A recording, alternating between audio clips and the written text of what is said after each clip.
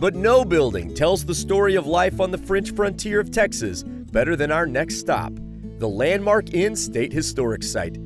Built in 1849 along the Medina River, this quaint limestone building served as a roadside stand along one of Texas's most popular frontier trails, connecting Matagorda Bay to Chihuahua, Mexico.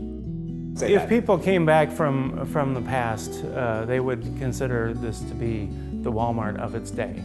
Okay, You know? so that means like general dry goods. Yes, and products out of the mill. This is site manager David Grabitsky. He's a wealth of knowledge into what might seem like a normal building, but that tells a very unique story. This is what it looked like in our early days. Okay, so there was no second story? There was no second story at that time. That was added in the 1870s as a hotel expecting a railroad. A railroad that never came. Never came. Oh. It bypassed the community. A blessing in disguise, really, as it's likely the reason the Landmark Inn is still standing. This museum and the entire grounds tell the complex story of multiple buildings, businesses, and owners that served this diverse community from this very site. The most important of which were Bob and Rowena Vance, who saw the road as an endless river of customers. Rowena herself was a highly educated woman from the Northeast and became a keen Texas entrepreneur. This is Rowena's house. She moved there in 1859 after 6 years of living in the back of the Vance house. Oh, okay, so she got sick of living in the shop. Oh yes, She needed very her own much. place. Every building tells a unique aspect of the story, including the wash house, where a different family ran a small side hustle. All right, so this was built as a wash house for travelers on the road. And you think, oh, wash clothes? Oh no, wash people. Wait, what? Yep, here we go. Oh, you know, I got my brush and my dipper. Are you sure that's what this is for? It's been a dusty road, y'all. Hey, can you pass the soap, John? I left it up there. Do I have to? Yeah, here, go ahead, take my boots off. Oh, this Yeah. was not in the job description. Come on, just do it, all right? I'll pay you a nickel.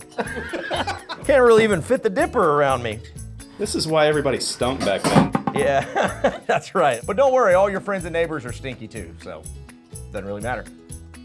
But by far the most profitable business on site was the grist mill. Welcome to our 1854 grist mill. It was built by David Monroe of Seguin, and he was considered the state's best architect of the time. Specialty was grist mills. Yes. Okay. This is the only one that you can see. I mean, I kind of step in here, I'm like, this is like I could live here. Yeah. Of course, if you lived here, you'd have to put up with 2 mills grinding every day for 12 hours a day. Oh gosh. So this thing was busy. Yes, very busy. While the Landmark Inn had its heyday, by the 1920s, most of the property was in shambles. That's when the Lawler family bought it, turning the mill into a hydropower generator and electrifying Castroville for the first time. They also began to uncover the site's historical significance and started the never-ending work of preserving it, eventually donating it to Texas in 1974. Preserving a place like this takes an enormous amount of work. Yes, we're constantly doing new improvements all the time. If things wear out, we learn something new about the past. History always changes. Isn't that strange? Yeah. Isn't that strange? It just depends on the questions we ask of it. Yeah, no, that's a very good point. Yeah.